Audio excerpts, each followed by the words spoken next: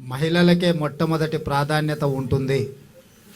మహిళా ఆత్మగౌరవంతో బ్రతికినప్పుడే ఆ కుటుంబం గ్రామంలో ఆత్మగౌరవంతో తలెత్తుకొని తిరగగలుగుతుంది అని చెప్పి సంపూర్ణంగా ఈ ప్రభుత్వం విశ్వసిస్తుంది. అందుకే ఈరోజు మహిళల్ని తమ కాళ్ళ మీద తాము నిలబడి 10 మందికి చేయుతను సహాయాన్ని అందించే విధంగా ఈరోజు ప్రభుత్వం ప్రణాళికలు తీసుకుంటుంది. ఈరోజు మహిళ దగ్గర 10 రూపాయలు ఉంటే మొట్టమొదట తమ పిల్లల చదువుల కోసం ఖర్చు పెడతారు. ఆ తర్వాత పిల్లలను ఎదగడానికి, పిల్లలు ఆరోగ్యవంతంగా ఉండడానికి, వాళ్ళకు ఒక సంస్కారం నేర్పడానికి ఖర్చు పెడతారు. ఆ తర్వాత కుటుంబము 10 మంది ముందు గౌరవంతో బ్రతకడానికి అవసరమైన విధంగా ఖర్చు పెడతారు. కానీ అదే ఇంటి ఆయన చేతిలో 10 రూపాయలు ఉంటే సాయంత్రం పోయి బెల్ట్ షాపులు ఇచ్చొస్తాడు. అందుకే ఈరోజు ఈ రాష్ట్రంలో ఆనాడు పివి నరసింహారావు గారు స్వయం సహాయక సంఘాలను మొదలుపెట్టి, ఆ తర్వాత రాజశేఖర రెడ్డి గారు, ఆనాడు అర్ణమ్మ గారు మంత్రిగా ఉన్నప్పుడు ఈ జిల్లాలో సంఘాలను, ఉమ్మడి మహబూబ్నగర్ జిల్లాలో సంఘాలను బాగా పెంచేదానికి, పెంపొందించేదానికి వాళ్ళకి అన్ని రకాలుగా ఆ రోజు సహకారం అందించారు.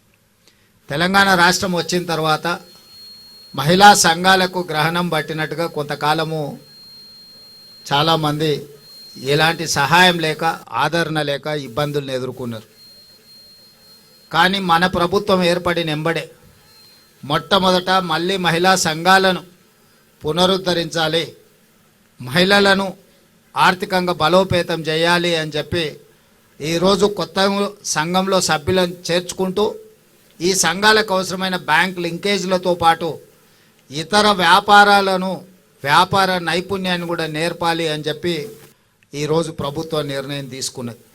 అందుకే మీకు పావులా వడ్డీ కానీ, జీరో వడ్డీ కానీ, ఇవి ఏవైతే పెండింగ్ ఉన్నాయో వాటి అన్నిటినీ ఒకటొకటిగా పరిష్కరించుకుంటూ, అదేవిధంగా కొత్తగా సంఘంలో సభ్యులను చేర్చుకుంటూ వచ్చినాం.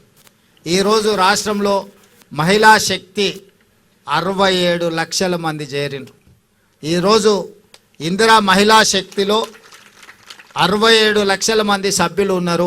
నేను మా సీతక్కతో విజ్ఞప్తి చేసిన, అక్క 1 కోటి మందిని, తెలంగాణ రాష్ట్రంలో 1 కోటి మంది మహిళలను కోటీశ్వరులను చేయడమే నా బాధ్యత అని చెప్పి నేను సీతక్కకు చెప్పడం జరిగింది. ఇది మాటలతో కాకుండా ఇంతకుముందు ఆడబిడ్డలు చెప్పిండ్రు, అమ్మ ఆదర్శ పాఠశాల మాకే ఇచ్చిండ్రు, అదేవిధంగా బట్టలు కుట్టే కార్యక్రమాన్ని మాకే ఇచ్చిండ్రు. ఈరోజు ఐకేపీ కేంద్రాలు మీ ఆధ్వర్యంలోనే నడుస్తున్నాయి. పెట్రోల్ బంకులు ఈరోజు వ్యాపారం చేసుకోవడానికి ఇచ్చిండ్రు. అదేవిధంగా ఆర్టీసీలో బస్సులు, గతంలో ప్రైవేట్ సంస్థలు, పెద్ద పెద్ద కార్పొరేట్ సంస్థలు బస్సులు కొని కిరాయికి ఇచ్చేది ఆర్టీసీకి. ఈరోజు మహిళా సంఘాల నుంచి ఆర్టీసీ బస్సులు కొనడానికి అన్ని రకాల సహకారం అందించి 600 ఆర్టీసీ బస్సులు ఈరోజు మహిళా సమైక్య వాళ్ళ ఆర్టీసీకి ఈరోజు కిరాయికి నడిపే పరిస్థితి వచ్చిందంటే 600 బస్సుల యజమానులను ఈరోజు ఆడబిడ్డల్ని తయారు చేసినాం. ఇదే కాదు, ఇంతకుముందు అదానీ అంబానీలు సోలార్ పవర్ ప్లాంట్లు పెట్టేది, పెద్ద పెద్ద కార్పొరేట్ సంస్థలు పెట్టేది, టాటాలు, బిర్లాలు సోలార్ పవర్ ప్లాంట్లు పెట్టుకొని ప్రభుత్వాలకు విద్యుత్ సరఫరా చేసేది. మొట్టమొదటిసారి దేశంలోనే మొట్టమొదటిసారి మన తెలంగాణ రాష్ట్రంలో 1000 మెగావాట్ల సోలార్ పవర్ ప్లాంట్లను పెట్టే అవకాశం, అనుమతి, ఒప్పందాలను ఈరోజు మహిళలతో చేసుకున్నాం. అదానీ అంబానీలతో పోటీపడి సోలారు విద్యుత్ ఉత్పత్తి చేసే వ్యాపారాన్ని మా ఆడబిడ్డల చేతికి ఈరోజు మన ప్రభుత్వం అందించింది. ఇదే కాదు, మీకు అందరికీ తెలుసు, హైటెక్ సిటీ ప్రాంతంలో భూమి ఉంటే గజం లక్షలలో వలుకుతుంది.